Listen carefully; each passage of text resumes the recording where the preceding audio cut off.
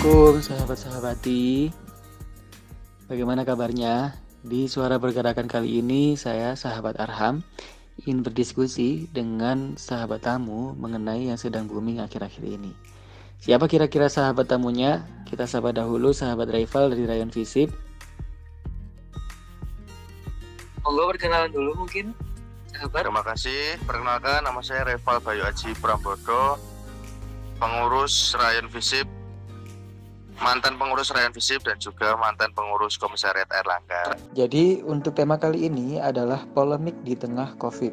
Seperti yang kita tahu, kemarin kita baru saja melaksanakan pemilu serentak pada tanggal 9 Desember 2020. Presiden menjadikan hari tersebut sebagai hari libur nasional supaya masyarakat bisa menyalurkan hak suara mereka.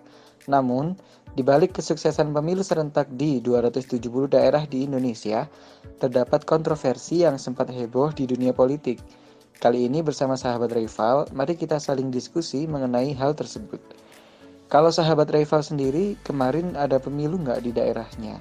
Iya sahabat, ada Pilkada Kabupaten Ponorogo tepatnya. Oh, Kabupaten Ponorogo. Gimana Mas? Lancarkah pemilunya? Lancar jaya. Lancar Seperti itu, selayaknya pesta demokrasi yang lain. Baik, kira-kira tanggapan Mas Rival tentang pemilu yang diadakan di tengah pandemi COVID ini Ya, bagaimana?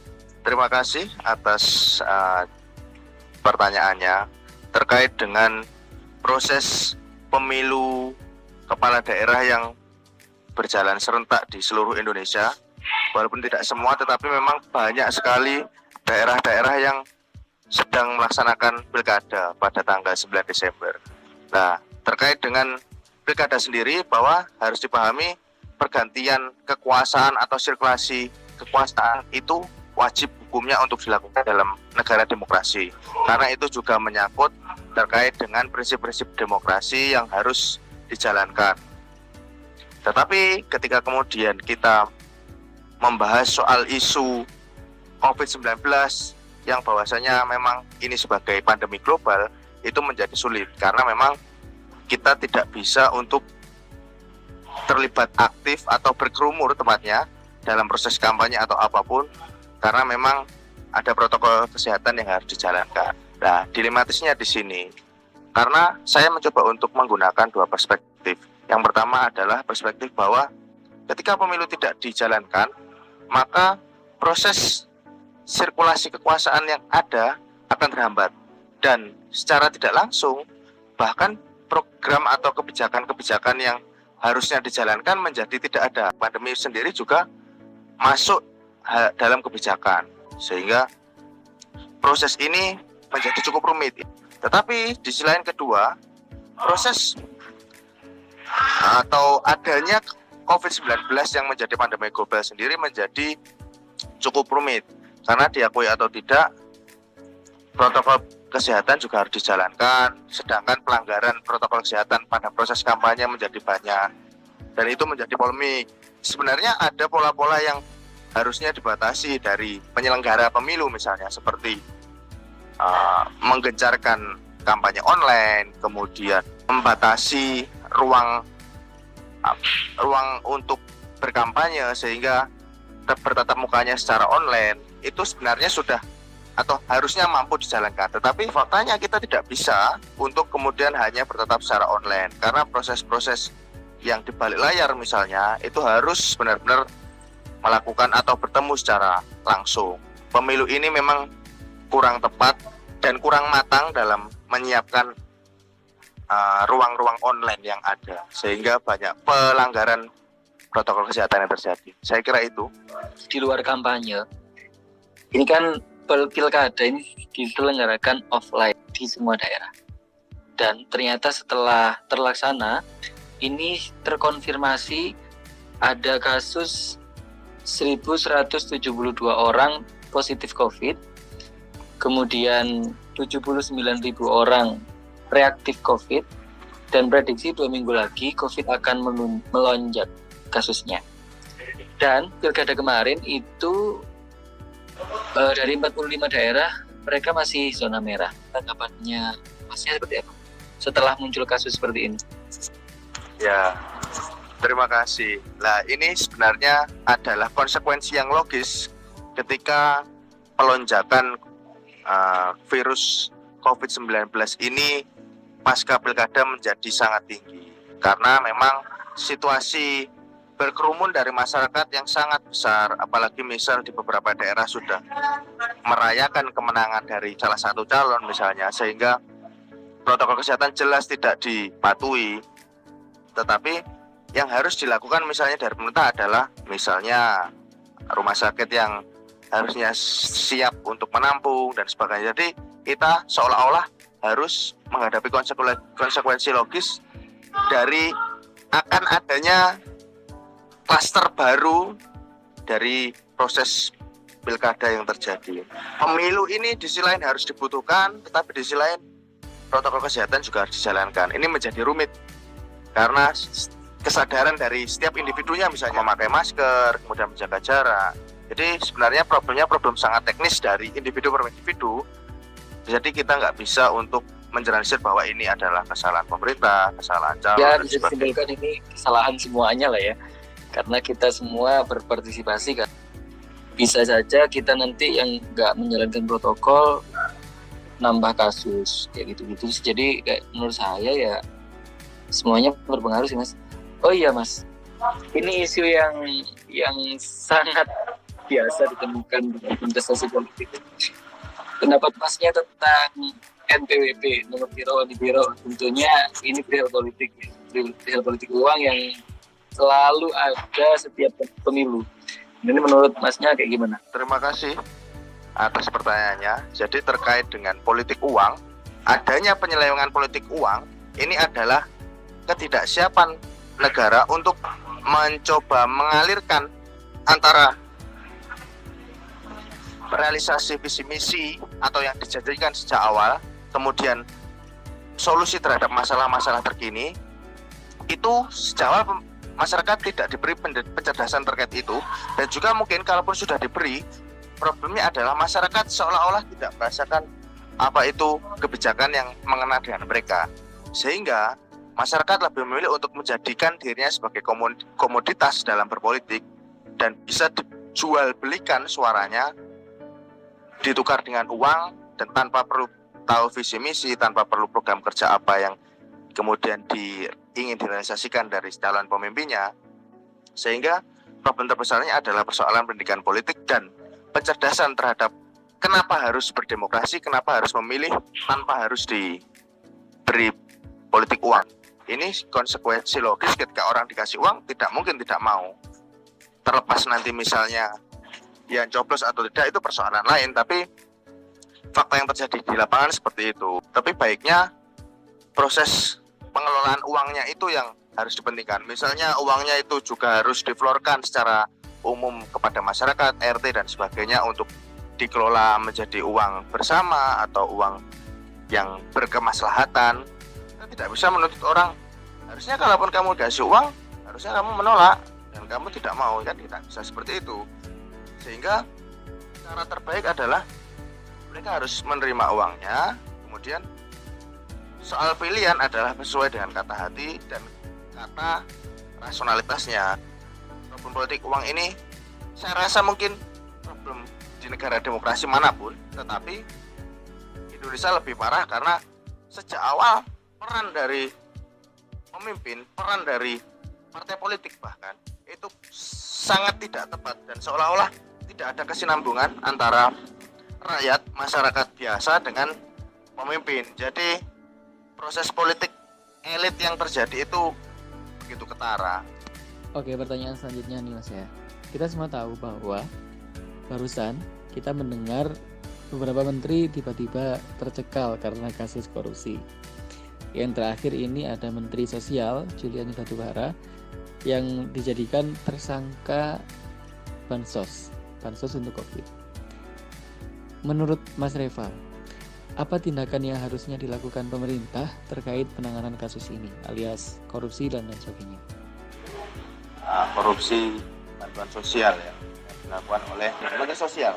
Jadi sebenarnya korupsi adalah hal yang sangat sulit dicegah oleh siapapun, oleh sistem apapun, dan di negara manapun. Sehingga kita hanya mampu berharap terhadap penegakan hukum yang berkeadilan untuk menanggulangi kasus korupsi yang terjadi di Indonesia. Lagi-lagi ini persoalan sistem dan budaya dari masyarakat. Bahkan akhir-akhir ini justru hukumnya itu semakin tumpul dan seolah-olah ini memang dibuat karena korupsi adalah tindak yang wajar dilakukan oleh pemerintah baik di tingkat nasional, di tingkat daerah, provinsi ataupun bahkan sampai desa.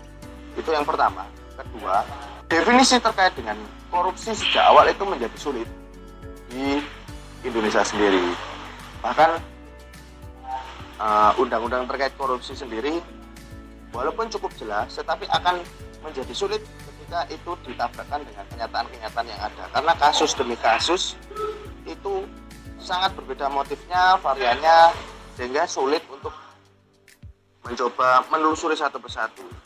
Mungkin kalaupun solusi, baiknya mungkin saya sepakat bahwa orang yang melakukan KKN ya, tepatnya bukan korupsi saja, korupsi, kolusi, nepotisme, itu mendapatkan hukuman yang berat dan itu harusnya diatur. Tapi faktanya ya enggak. Jadi memang kita juga harus menerima dengan lapang dada bahwa korupsi ini sudah menjadi kebiasaan yang dilakukan secara berjamaah oleh pemerintah.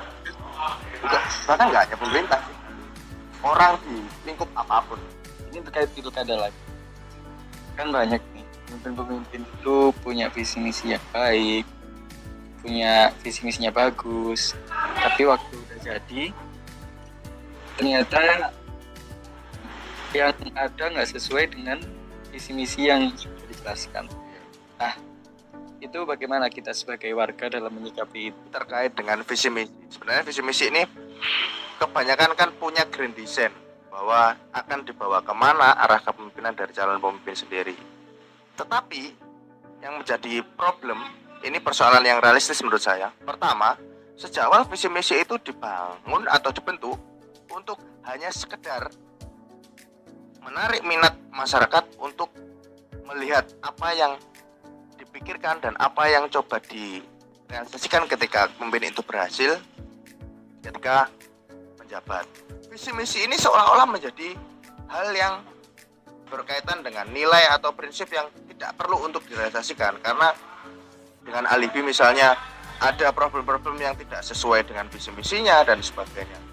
Padahal memang sejak awal pemimpin manapun tidak ada yang menurut saya karena proses atau budaya yang berlaku itu adalah terkait dengan politik kemenangan bukan politik kesejahteraan, maka nilai jualnya itu tidak terletak dari visi misi dan visi misi hanya dianggap sebagai pikiran yang semoga bisa, tetapi terkait dengan realisasinya ya tunggu dulu. Ini terkait dengan proyek, terkait dengan kebijakan yang berkeadilan, ini kan absurd juga karena berkeadilan itu misalnya ada bagi siapa, kepada siapa adilnya, dan itu menjadi sangat sulit.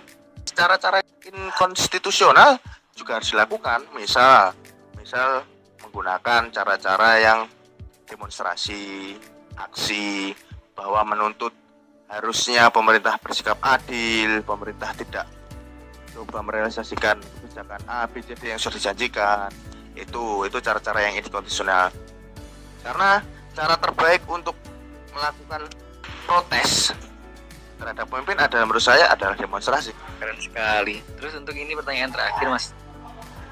Melihat perkembangan media informasi yang sangat pesat, itu kita tidak lepas dari hoax. Nah, hoax ini biasanya juga muncul ketika waktu-waktu pemilu. Kayak kemarin pilkada kita dengerin visi misi, ternyata yang dapat di telinga kita bukan dari visi misi itu. Mas Reval bisa berbagi tips gimana untuk mengatasi hal-hal seperti itu, biar kita nggak terpengaruh dengan media-media hoax kayak gitu, Mas? Ya, coba ulangi. Saya pernah atau akhir-akhir ini sedang mengkampanyekan tolak politik uang dan juga tolak uang. Jadi di era post-truth atau setelah kebenaran di masa saat ini, kita sulit untuk membedakan mana yang benar dan mana yang tidak. Karena kebenaran itu bukan soal fakta, tetapi kebenaran adalah soal narasi yang dibuat sehingga orang bisa percaya terhadap apa yang kita bicarakan. Joseph Goebbels itu adalah agen dan propagandanya partai Nazi di Jerman zaman Hitler dulu.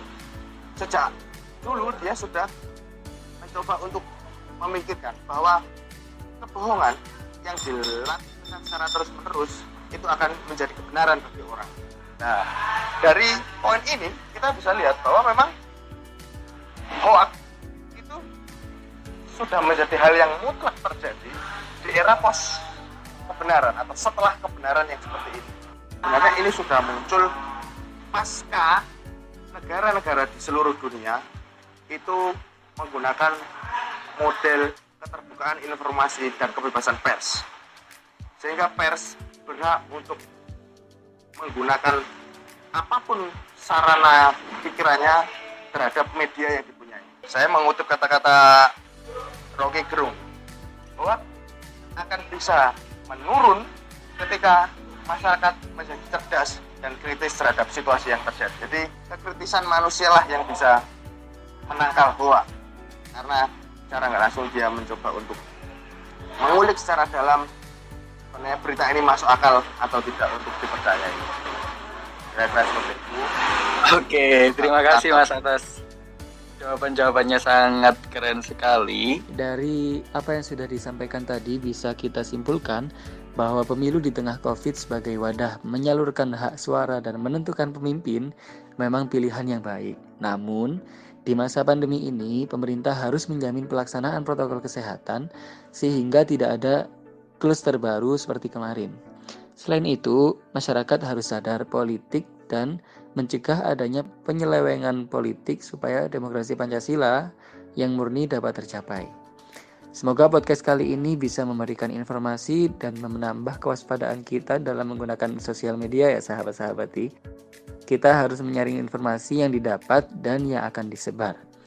Terima kasih untuk sahabat rival yang sudah ikut bergabung. Wah, kira-kira siapa lagi ya yang akan bergabung di podcast selanjutnya? Silakan kirim usulan tema dan sahabat-sahabati tamu yang ingin kalian dengarkan melalui akun sosial media Ryan Kesehatan.